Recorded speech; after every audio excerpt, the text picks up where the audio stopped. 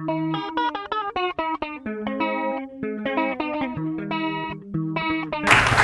this panel is going to look into the future. We had a phenomenal time with the women who were here before, looking at the past and trying to understand our journey and where we came from.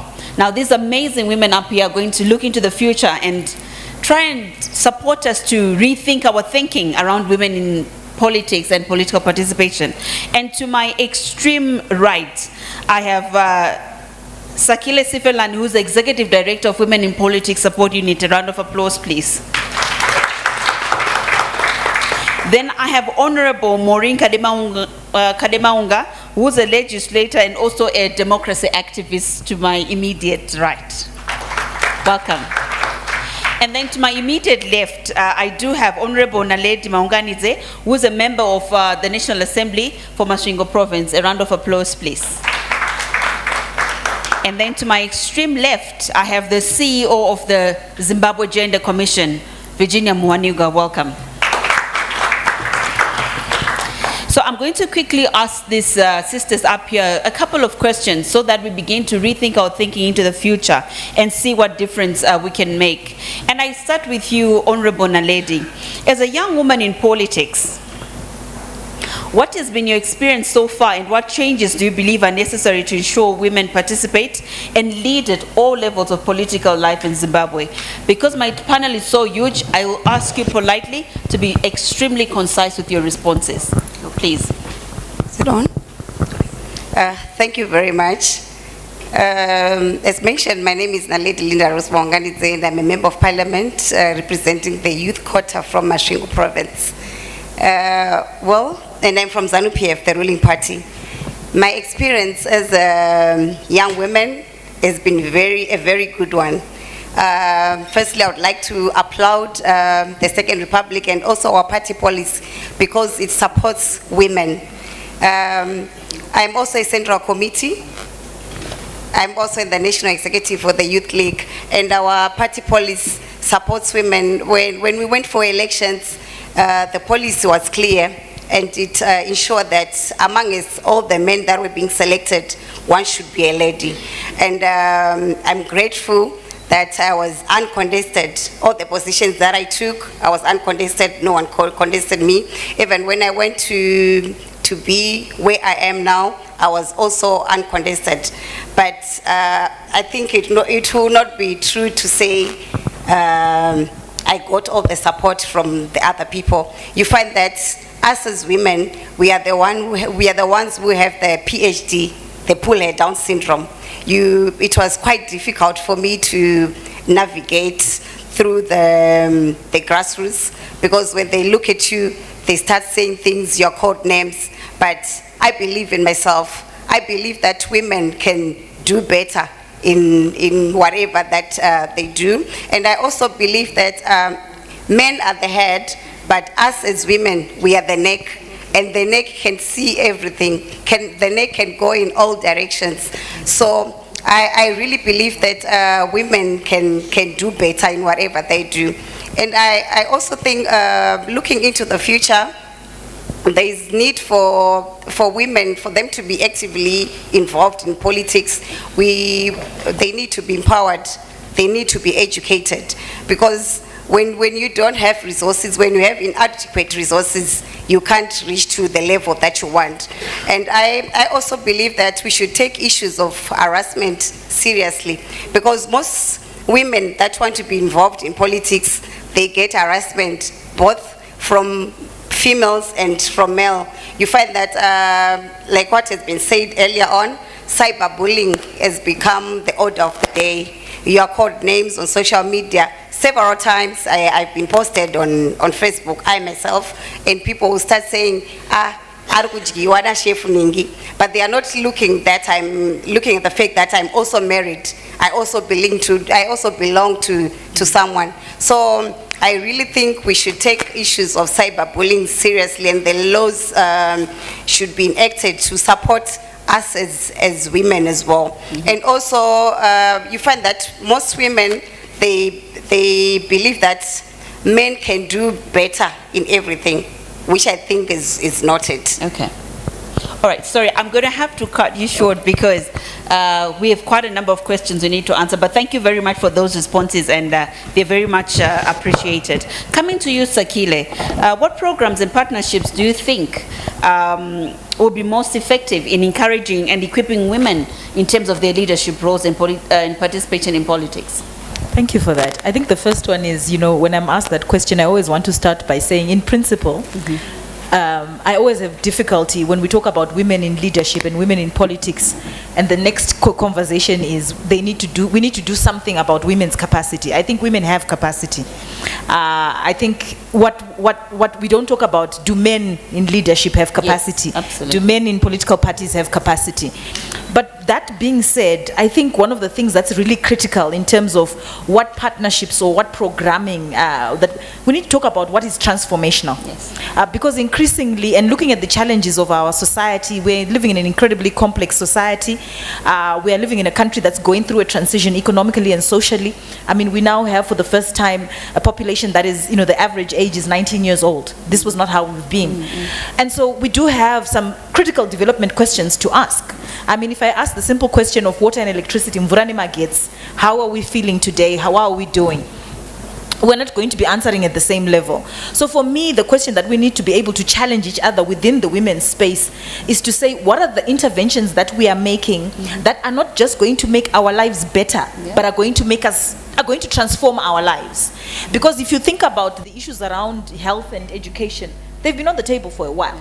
But what is transformative about the agenda that's there? And then in terms of partnerships, I really think that we need to be dynamic about our partnerships.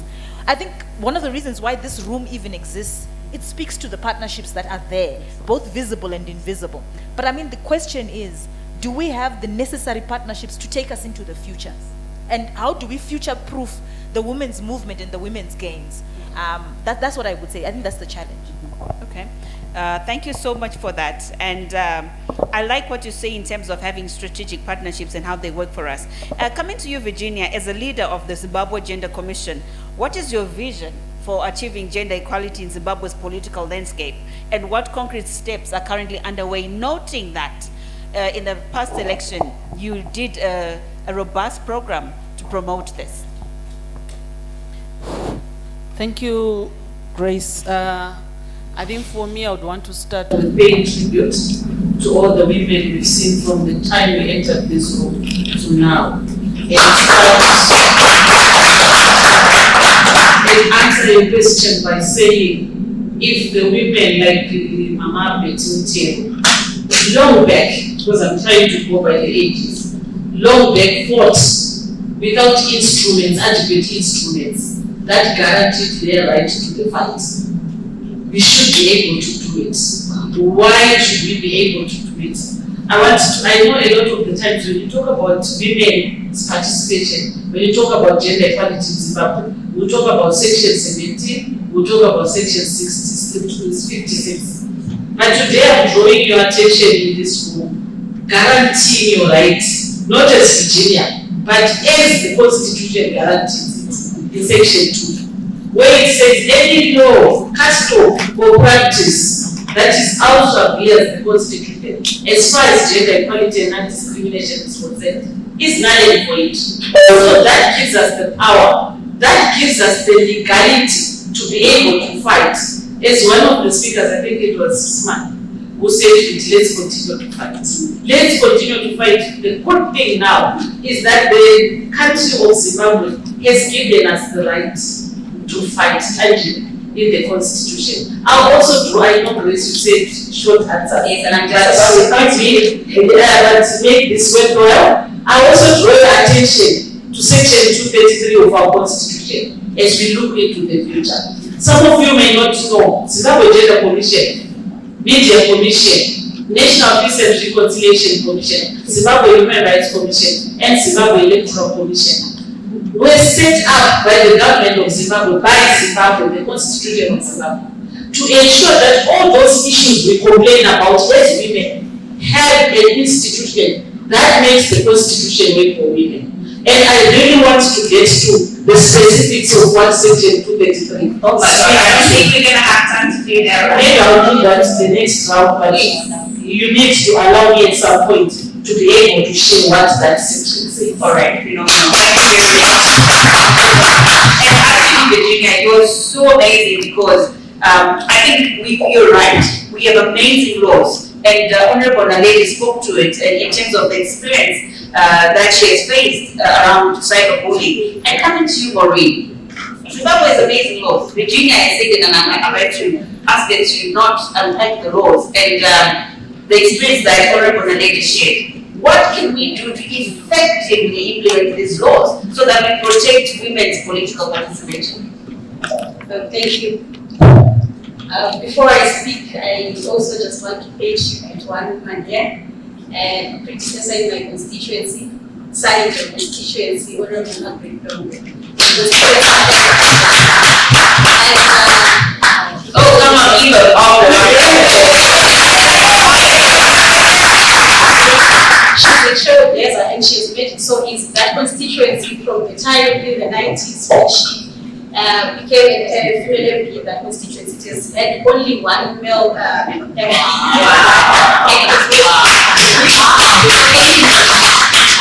Coming to get your question, I think that already when we say Zimbabwe has good laws, our constitution is very progressive. We are giving ourselves a false sense of arrival. It's as if we've already won the war, and this is what political parties have been using against women to sort of include you by excluding you. But the laws are very progressive. They're bringing you to parliament through the quota. We are doing this and that. So I think at this point, really, we need to look at those laws as the scaffolding, right? We are building this tower, and there's a scaffold. What do we need to do? What are the next steps that we need to take as women so that those laws are more effective? I think I'll zero in on the quota system. Since we're talking about women's political participation, particularly in parliament. When the quota system is concerned, I think it was very progressive at start, but there's a gap because then there was no framework on how this quota system was going to be managed. So women came to parliament through the quota and are still coming to parliament through the quota. But of 3 packages of a legislator, you're also a representative, representing a constituency. And for a female PR politician, you're not just representing the constituency of women, you're representing the constituency of citizens and voters within the province that you are elected from. But then, up to now, there's that sense that no, you must be confined to women's issues. If you go into constituencies trying to do work that promotes more participation of women, men and directly elected women start to look at you with suspicious eyes that maybe you want to snatch their constituencies. So it becomes very limiting. So for me, going forward, I think that where the quota is concerned, if it is going to continue, it must be backed by a law or a framework that really defines what it means if PR or a women's quota politician. And then, but federally, or what is better for us going forward is really for us to look at our electoral laws and take best practices from other countries. Look at Namibia, South Africa, and even Rwanda, that was given as an example. In Senegal, they have a full PR. They don't have a hybrid system where you have others being elected in constituencies and others on the PR. Everyone is on a party list and you go to parliament through a party list. And I think that is where we should go so that we don't take away from women or from the women's voice. And then I think because it's not last year, sorry. We are back at the point, but so the thing is, I need all of you to show so much passion. So thank you for that. And I like what you're saying, Maureen, because your contribution adds directly into what Honorable Naledi was saying in terms of Zanu PF as a party. And I like how they claim that. And I'm just saying, you did mention that the party had amazing laws to ensure that women participate. So my question to you now is that, looking into the future, what actions do you think can be taken now to ensure that women's voices are continuously and meaningfully included, and especially looking at Zimbabwean politics and in particular your political party that you represent? I think it's important for us to continue having dialogues, continue to engage in people, especially from the grassroots level. because that's where the problem is emanating from. Because sitting here in a room with a smaller number of people does not help. So I think it's important for us to take these workshops down there so that we educate the other people. And I also want to support the issue of 50-50 representation of women and men in parliament. The constitution is clear that there should be gender equality. So I think we really need to lobby for the 50-50, because being a quota, like what Honorable already said, it's not easy for you to work in the constituencies. You can't perform according to your maximum, because they will actually think there's something that you want to do.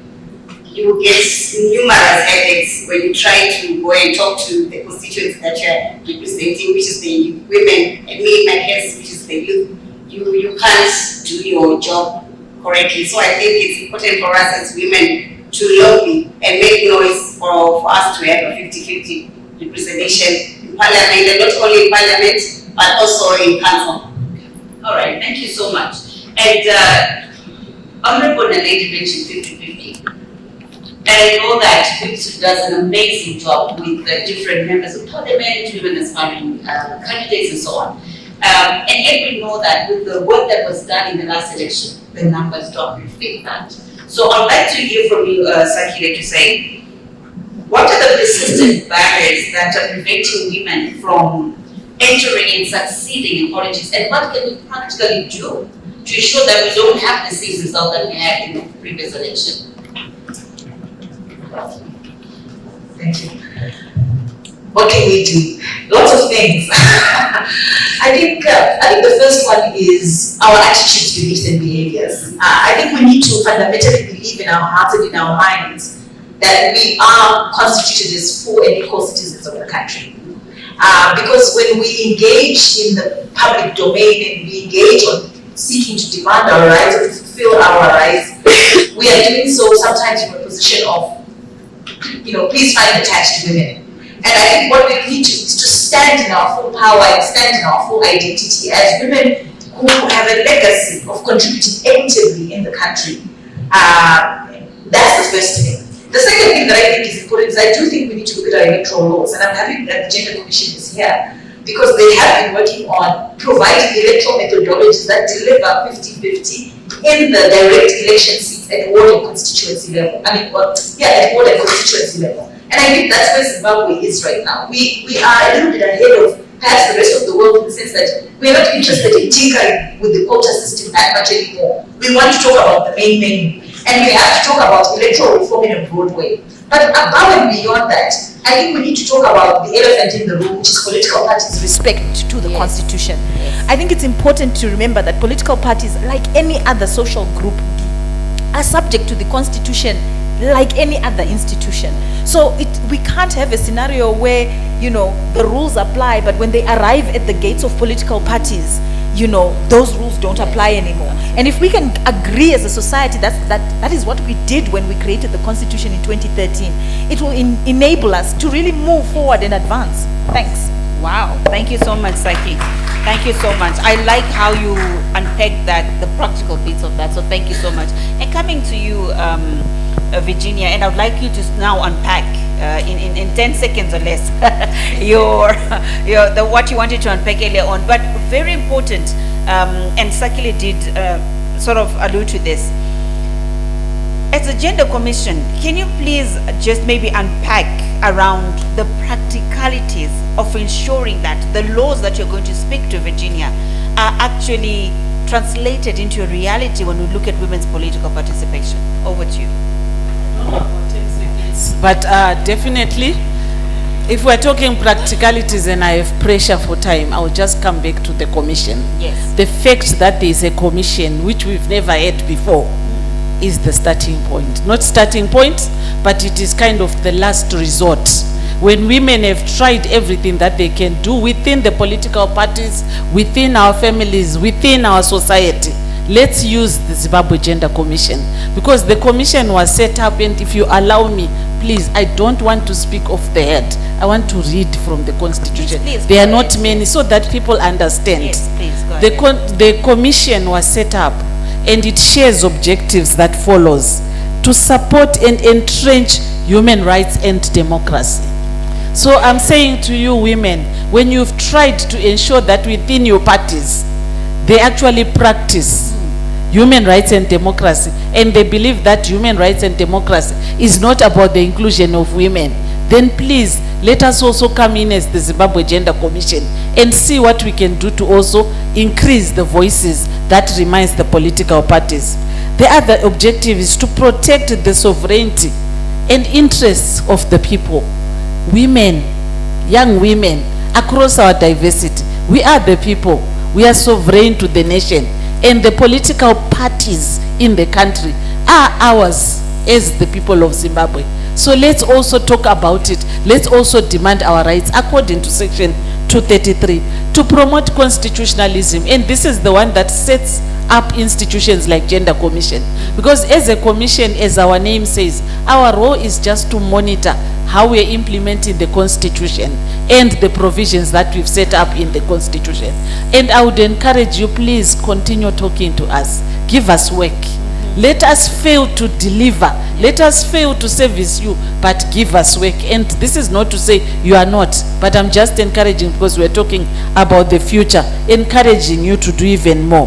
To promote transparency and accountability in public institutions. Political parties, yes, maybe when we go to the law, they sound like they are voluntary private. But to us, we don't consider them public, private, because if they are in waiting to go into parliament, into the different public spaces, then we actually have a right to demand what they do. And women's political participation is part of what we demand that they ensure. To secure the observance of democratic values and principles by the state and all institutions and agencies of government and government-controlled entities, and to ensure all injustices are remedied. Yes, political parties may not be public institutions, but we consider them public as long as they are institutions that are open to the people of Zimbabwe, men and women, to participate, and women have that right to participate. And so as the Zimbabwe Gender Commission, please inundate us with complaints of how you've been discriminated, so that then we'll try and fail, but at least give us the opportunity to deal with it. I'm not saying we'll fail. Like Sismagi, we don't want to focus on the failures, but we want to focus on the potential. And the potential right now is that in Zimbabwe, we have recognized that we have a very progressive constitution whose content is progressive. We have structures that are not so progressive. So now, the challenge that I'm giving all of us is let's work together to ensure that all structures, not just the political parties, because remember, when we talk about political participation, there are other factors that are not necessarily in the political domain that militate against women's participation. So let's ensure that Zimbabwe has that gender equality and non-discrimination in principle, and then let's manifest what our constitution says in practice. Thank you. Fantastic. Thank you so much for that. Thank you very much for that. Coming to you, Honorable Maureen. You're a young woman legislator. What unique challenges have you faced? And what do you think needs to be done differently to sustain political careers of young women like yourself? You're very powerful. What I want to do at this point, I was speaking and interacting with a few young women since we came here. And I think their voices are very important in this conversation. So I'm going to ask one or two, if you allow me, to just say what they think are their challenges and what they think can be done better. Maybe you can. Okay. Yeah. So you have 5 seconds to run from Just there 5 seconds, yeah. Oh, and she has then to come also here. make Okay. your contribution, or we can take the mic. Yeah. So who else after her? Honorable School, do you want to? Yes. And Okay. maybe I can just say two since. Okay, that's fine. Tara Goripapo, you're fine. Yeah. Oh, okay. Thank you so very much for the opportunity. As young women, one of the most challenges that you're facing is if you look at our communities, the people who are taking leadership positions are people from outside. rather than the people in the community. So we are facing challenges like they don't even know about the community, but they're just hiring people from outside. For example, I live in Binga, but you find out that the person who is leading Binga is from Harare. Okay. How can that person know the problems that Binga community is facing? So that's one of the most challenges. So I think addressing that problem, we should look at the qualities. There are some people with qualities in Binga. Why are you not considering them? We should consider them to take such leadership positions rather than hiring people from outside. Thank you so very much. Fantastic. Sir, I would like you to give the mic to the sister right behind you, because she stood up when you mentioned the young women spoke to. So she can, before Dr. Scuba, before Honorable Scuba, I just wanted to say quickly, what she's speaking to is elitism. Okay. And we find it also like in the women's political spaces. It's a huge challenge. Okay. If you are an ordinary woman, a community mobilizer, someone with the talent to actually listen to people and make sure that their voice finds expression in decision-making spaces, you don't get the chance. Okay. There are women like you and I and everyone in this room are the ones who are just getting the chance because we're already exposed. Yes. What about the ordinary woman who's back in the community? Let Wow. communities be led by authentic grassroots women in their communities. Wow, Thank you powerful. for that. That's powerful. The sister next to her that's wearing a brown jacket, please. Can she make a contribution before Honorable Scoop?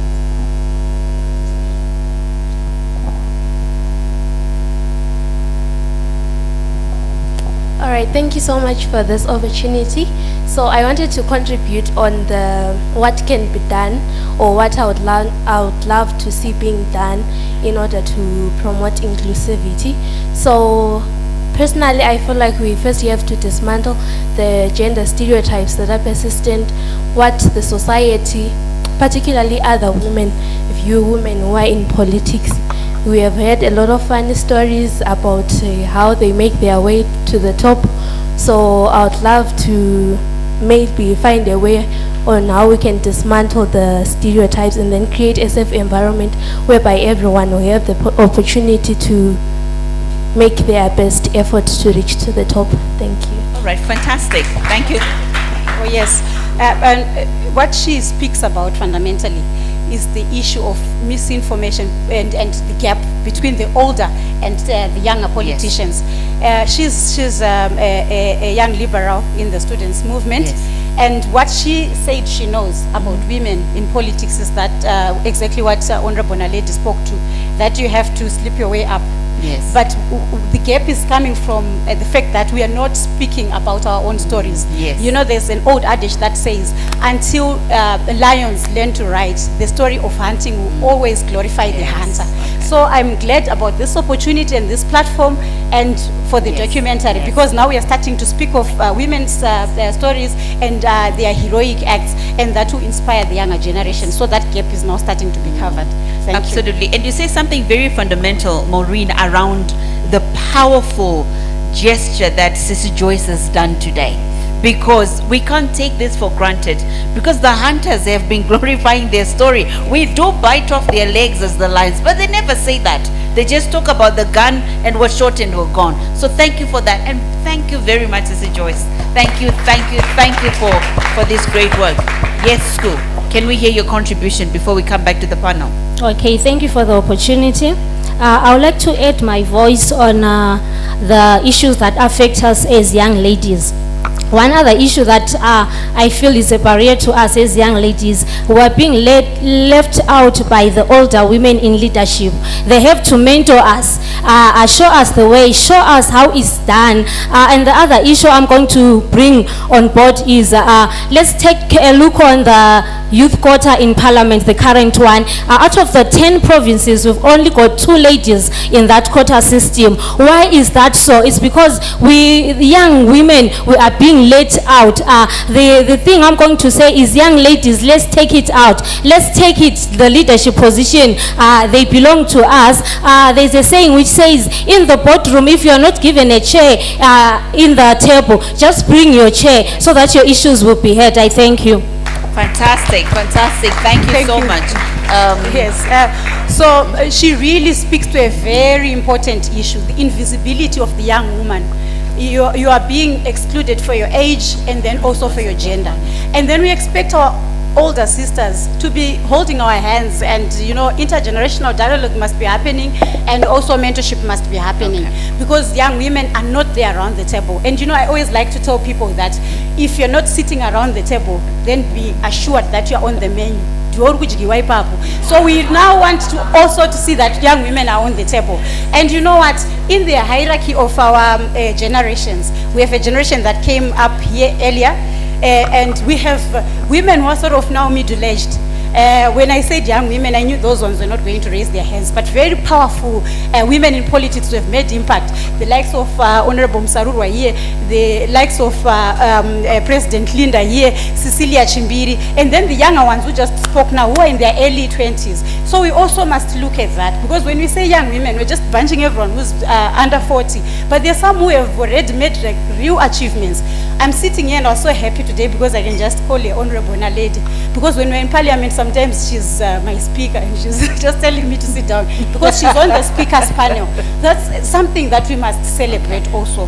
So the invisibility of the much younger women, because on this panel, there's no woman who's under 30. And that's a pity when we're looking forward. Thank you. So those are the challenges that I wanted to speak to with the help of the women. Okay, thank you so much. And that has cut your parting short to 1 second. So I know CEO VG, you wanted to speak, but you can't. I'm sorry. You're going to have to do it. Look at that. Look, there are four. There are 4 placards telling me to leave right now. Okay, sure. And that's your parting short. And that line, the parting short is, yes, as I recognize that the older women need to make way for the younger women, let's not forget that we only have a piece of the cake, a small piece. Yes. 30-something% minus. Yes. So let's not forget the 60-something, because we could be fighting for the 30-something, but practically that's more difficult.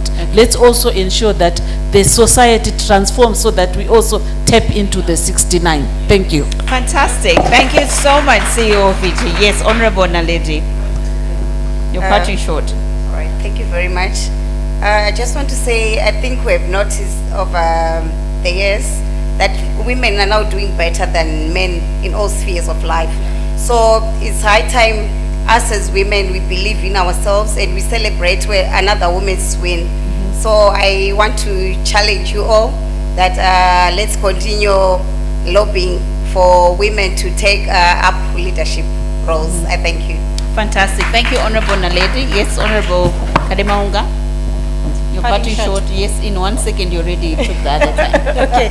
I just want to say that women can do it. I know as women, we are in a space where we are very discouraged after the American election.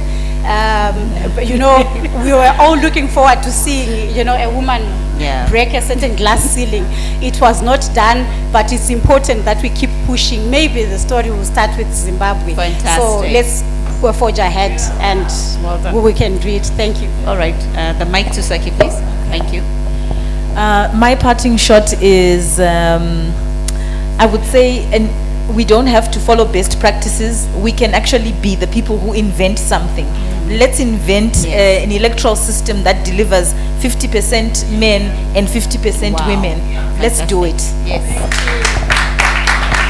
A louder round of applause to my panelists, please.